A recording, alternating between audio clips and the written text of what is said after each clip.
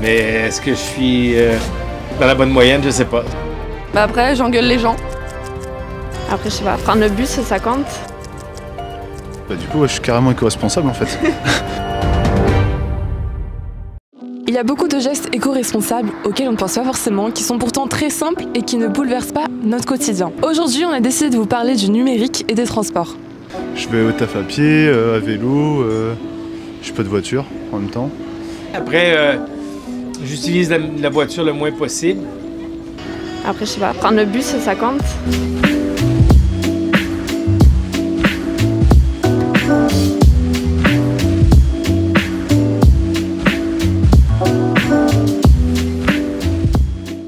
Pas de chance pour Marie, elle vient de faire tomber son téléphone et son écran est complètement fêlé.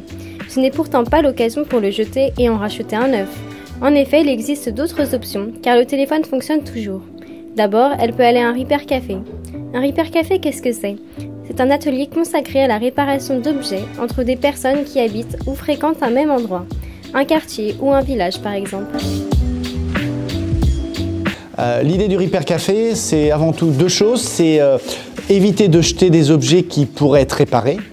Et puis le deuxième objectif, c'est aussi de permettre à des habitants ou des personnes qui ont peu de moyens de pouvoir réparer des objets électroménagers ou autres pour éviter d'être obligés de réinvestir ou de les jeter alors qu'ils sont encore fonctionnels.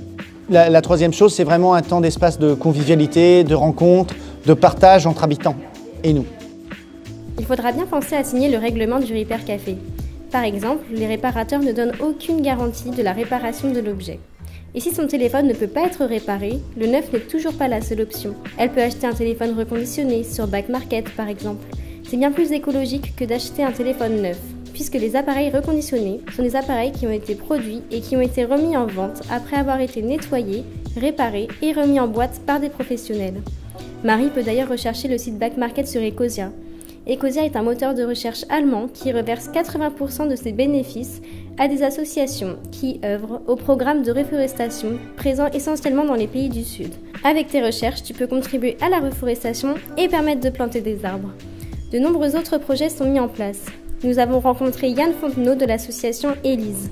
Moi, j'interviens beaucoup auprès des scolaires et puis aussi quelques ateliers auprès du grand public pour sensibiliser encore une fois sur tout ce qui est économie d'énergie. C'est une association en fait qui porte la transition énergétique sur la Vendée. Donc on accompagne les particuliers, les collectivités, les structures un peu de tout type, entreprises, associatifs, mais on va dire que notre cœur de métier c'est la transition énergétique.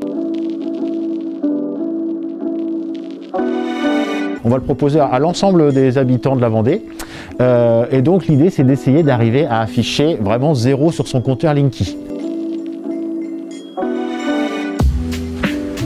De un peu mieux comprendre qu'est-ce qui consomme beaucoup, qu'est-ce qui consomme peut-être moins et surtout bien sûr c'est de pouvoir aussi échanger sur des bonnes pratiques, des bonnes idées pour justement mieux consommer et donc moins consommer d'énergie.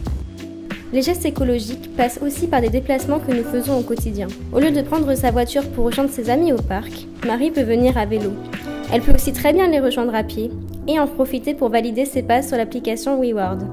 Le principe est simple, plus tu fais de pas dans la journée, plus tu as de pas à valider et tu gagnes de l'argent. Car éviter un maximum de prendre sa voiture pour des petits trajets est bien plus respectueux pour la planète. Pour des trajets plus longs, il est aussi possible de se rendre dans les transports en commun, comme le bus ou le métro. Le covoiturage est également une bonne option, favorisant le partage et l'entraide.